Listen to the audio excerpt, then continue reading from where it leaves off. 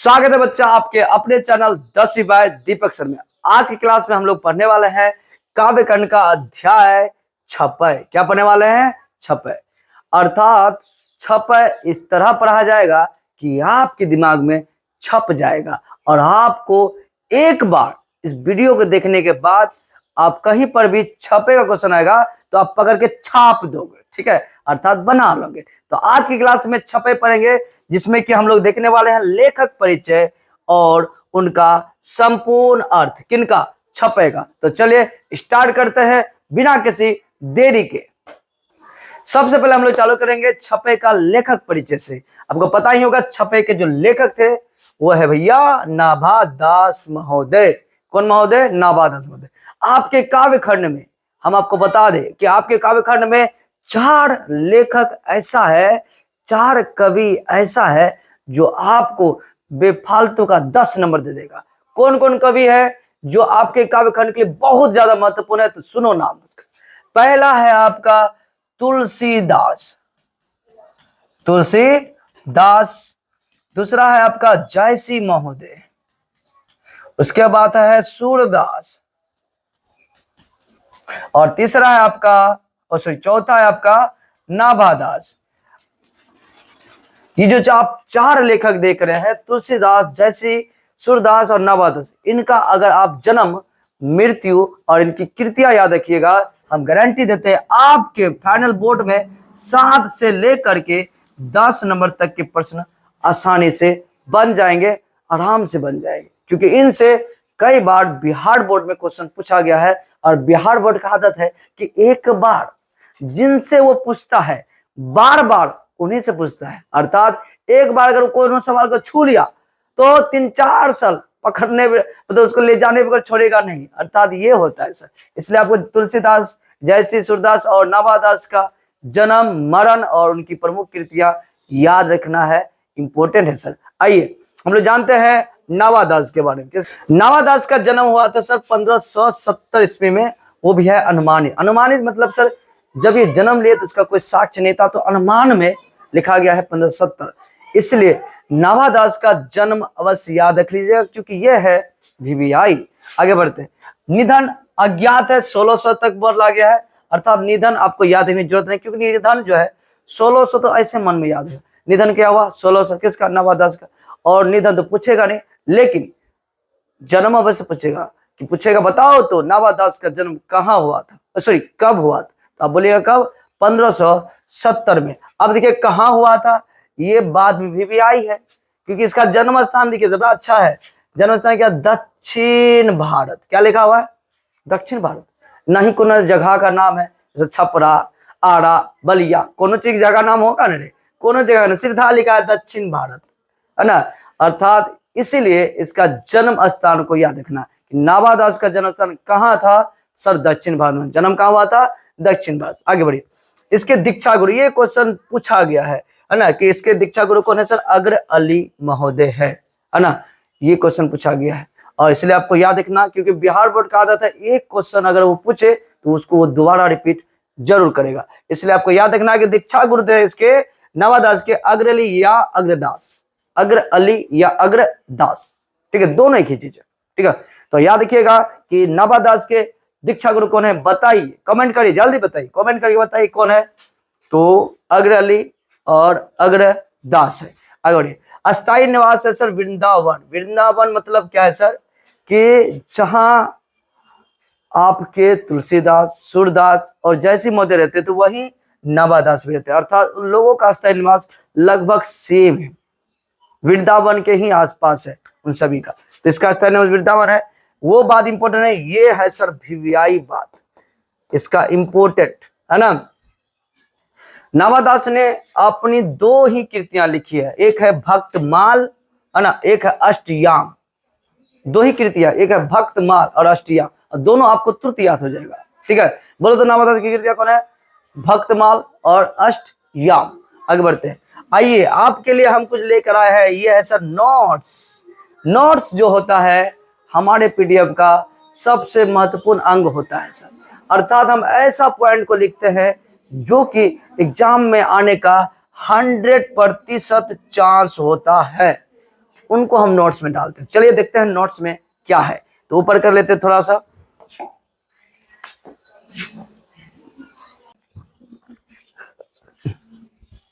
पहला है इसका, देखिए पढ़िए सर क्या है। जब ये शिशुवावस्था में थे तभी इनके पिता की मृत्यु हो गई। ठीक है, किस अवस्था में थे? किस अवस्था में? शिशुवावस्था में थे। आगे बढ़िए। इसकी माँ जयपुर लेकर आ गई, लेकिन कुछ ही समय के बाद उनके माँ का मृत्यु हो गई और वह अनाथ हो गए। तो बहुत ज्यादा दुखद की बात है सर। जब नवादास जी शिशुवावस्था में थे तभी इसके पिता की क्या हो गई? मृत्यु हो गई। अर्थात जब ये 5-6 माह के थे तभी इनके पिता की मृत्यु हो गई। और दुर्भाग्य देखिए, इसकी माँ जयपुर लेकर आई और जयपुर लाने के बाद कुछ समय के बाद इसकी माँ भी चल बसी और उनकी भी मृत्यु हो गई। तो बहुत ज्यादा अभागा थे, है ना? कौन? नवादास। सूरदास भी दिखिएगा कि वो जन्मजात अंधे थे, है ना? जय सिंह महोदय भी दिखिएगा चेचे के कारण उसका रूप खराब हो गया था, आंख बायां, है ना, कान दोनों खराब हो गया था चेचे के कारण। अर्थात जितने भी लेखक थे उन सब का स्थिति बहुत ज्यादा खराब था, दयनीय था, लेकिन फिर भी वो ऐसा काम किए, है ना, जो दुनिया में नाम कर दिए। आज वो मर के चले गए हैं, हम लोग उनकी कृतियों को पढ़ते हैं, सोचे कैसा काम किया था। हम लोगों को भी वैसा काम करके जाना है ताकि हम लोगों का भी नाम हो। ठीक है, तो इसलिए मन से पढ़िए। ओके, नहीं मन से पढ़ोगे कभी नाम नहीं होगा। पढ़ाई एक ऐसा साधन है, पढ़ाई एक ऐसा ताकत है बाबू, जो आपको चरम सीमा तक ले जा सकता है, जो आपको सबसे ऊपर ले जा सकता है। पढ़ाई एक ऐसा साधन है जिसके द्वारा आप इस दुनिया में अलग पहचान बना सकते हैं। पढ़ाई एक ऐसा साधन है जिसके द्वारा आप अपने माँ बाप का नाम रोशन कर सकते हैं। इसलिए पढ़ाई मन से करो। Education is the most powerful weapons, okay, in your life. ठीक है, तो आगे बढ़ते हम लोग। तो अब आते हैं दूसरा पॉइंट कि नवादास राम भक्त थे। यहाँ पे हम कुछ बातें बताना चाहेंगे। ठीक है सर, 3 दास, एक है भैया आपका तुलसीदास, एक है आपका नाभादास, और एक है भैया आपका सूरदास। तीनों जो दास आप देख रहे हैं, ये दोनों दास जो है ये राम भक्त है। कौन भक्त है? राम भक्त है। और ये है प्रभु श्री कृष्ण भक्त। ठीक है, तो ये भी क्वेश्चन काफी ज्यादा महत्वपूर्ण है कि बताइए कि तुलसीदास किसके भक्त थे? राम के, प्रभु श्री राम के। उससे तो पूछेगा सूरदास किसके भक्त थे? प्रभु श्री कृष्ण के। तो तुलसीदास और नवादास प्रभु श्री राम के भक्त है और सूरदास कृष्ण भक्त है। याद रखिएगा। आगे बढ़ते हैं। छपाई में क्या है? तीसरा पॉइंट, छपाई में छंद 6 होते हैं। मतलब पंक्ति कितने होते हैं सर? 6 होते हैं। अब क्वेश्चन पूछेगा छपाई में कितने पंक्ति होते हैं? 6। या छपाई में कितने छंद होते हैं? तो 6। तो ये था आपका लेखक परिचय। अब हम लोग चलते हैं, सीधा आक्रमण करते हैं किसकी ओर? छपाई का संपूर्ण अर्थ में, और उसको इस तरह से पढ़ेंगे कि आपके दिमाग में छपा देंगे। चलिए स्टार्ट करते हैं छपाई को। तो चलिए बच्चा, हम लोग आ गए हैं संपूर्ण अर्थ की ओर। देखिए सर, नाभादास महोदय ने अपने छपाई में, है ना, कबीरदास और तुलसीदास की विशेषता का वर्णन किया है। और क्या वर्णन किया है? तो पहले हम लोग चलेंगे कबीरदास, उसके बाद पढ़ेंगे हम लोग सूरदास के बारे में। तो चलिए कबीरदास के बारे में क्या है सुनिएगा। कहता है, भक्ति विमुख जे धर्म सो सब अधर्म करी गए। आपके इसका लाइन को सुन के लगेगा कि सर क्या क्या बक रहे हैं आप? अरे कौन सी बकते हैं आप? अरे बताइए। बताएंगे रे पगला, अर्थ बताते हैं। विमुख का मतलब होता है यहाँ पे क्या? मुख मोड़ना। काला पेंसिल, मुख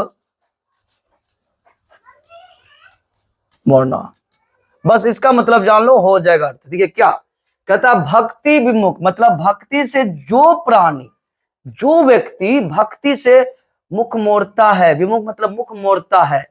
जे धर्म मतलब जो भी वो धर्म किया, याद देखो, जे धर्म मतलब जो भी वो धर्म किया, सब अधर्म करे गए। मतलब जितने भी धर्म है उनका वो क्या कहलाएगा? अधर्म कहलाएगा। कहता है कौन? कबीरदास कहते हैं कि जो भी प्राणी या व्यक्ति भक्ति से मुख मोड़ लिया, वो जितने भी प्रकार के धर्म किए हैं सब के सब अधर्म हो जाएगा। ठीक है, पहला पॉइंट आपको समझ आया होगा। पहले इसका थोड़ा रिफिल, तो छोटा मोटा है बहुत ज्यादा, पतला कर देते हैं ताकि दिक्कत ना दे। इसका कलर दूसरा लेते, ओके। चलिए दूसरा लाइन को देखिए, कहता है योग यज्ञ व्रत दान भजन बिनु तुच्छ दिखावा। कहता है लोग भक्ति नहीं करता, योग करता है, यज्ञ करता है, व्रत करता है, दान करता है, और इन सभी को कबीरदास क्या बोला? तुच्छ दिखावा। ये सब दिखावा है ना। सोमवारी करते हो, मंगलवारी करते हो, एतवारी करते हो, ये सब दिखावा है। योग करते हो, दान देते हो, सब दिखावा है। सबसे बड़ा अगर मनुष्य जाति में तुमको पुण्य प्राप्त करना है तो भक्ति भजन करिए, अर्थात प्रभु श्री राम का नाम लीजिए। भगवान के नाम लेंगे तब आपका दुख पार होगा, तब आपको है ना पुण्य की प्राप्ति होगी, तब आपके आत्मा को शांति मिलेगी। भक्ति करिए। योग यज्ञ व्रत दान ये सब दिखावा है। आप किसी को है ना 5 किलो चावल दे देते हैं, और आपके मन में अलग पाप है। चावल कौन देते हो पता है? सरिया चावल, जो घर में खराब चावल होता है ना, जब कोई मांगने के लिए आता है कि बाबू जी थोड़ा दे दीजिए, तो घटिया चावल जो किस्म का होता है, जो सबसे घटिया किस्म का, जो धरा हुआ है, एक नद्या धतरे, तो एक दवा निकाल के दे दिया, और तुम बोलता हम दान करते हैं। पकचट्टा, दिमागे में छल कपट है तेरा, दिल में चट कपट। प्रभु श्री राम का नाम लो, भक्ति करो। भक्ति जो प्राणी करेगा उनको पुण्य मिलेगा, उसको आत्मा की शांति मिलेगा। दान करने से, व्रत करने से, योग करने से आपको कभी शांति नहीं मिल सकती है। प्रभु श्री राम का नाम लीजिए, ठीक है। आगे बढ़ते हम लोग। क्या कहता है? हिंदू तुरक प्रमाण रमैनी शब्दी साखी। कहता है हिंदू तुरक है ना, प्रमाण रमैनी सबके साखी, मतलब कहता है कबीरदास हिंदू तुरक सबका साखी, मतलब दोस्त है। कबीरदास हिंदू मुस्लिम सिख ईसाई जितने भी धर्म के लोग हैं उन सब का दोस्त था। साखी मतलब दोस्त। और इसका प्रमाण रमैनी में है, जो कबीरदास का अपना रमैनी है सर, है ना, कबीरदास का लिखा हुआ है अपना रमैनी, बुक का नाम है, किताब का नाम है सर। उसमें इस बात का प्रमाण है कि यह जाति आधारित, धर्म के आधारित कभी भेदभाव नहीं किया, अर्थात सबका वो दोस्त रहा। जैसे यहाँ बताया हिंदू तुरक प्रमाण रमैनी शब्दी साखी, कहता हिंदू तुर्की सिख ईसाई सबका ये क्या है? दोस्त है, और इसका प्रमाण रमैनी में भी है, ठीक है। आगे बढ़िए। दूसरा पॉइंट है आपका, है ना, पक्षपात नहीं वचन सबके हित की भाषी। कहता ये पक्षपात नहीं करते। कौन? कबीरदास किसी के पक्षपात नहीं करता। हिंदू मुस्लिम तुर्की सुर्की कोई भी हो, उसका पक्षपात नहीं करते हैं।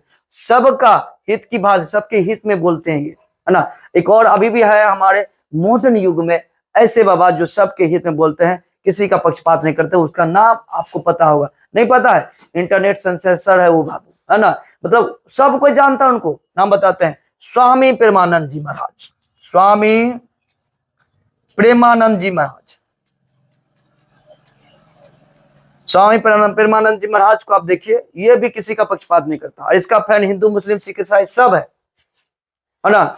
हम लोग नॉर्मली बात जानो सर, हम लोग इस संसार में जन्म लिए हैं तो सबको इस संसार में जीने का हक है।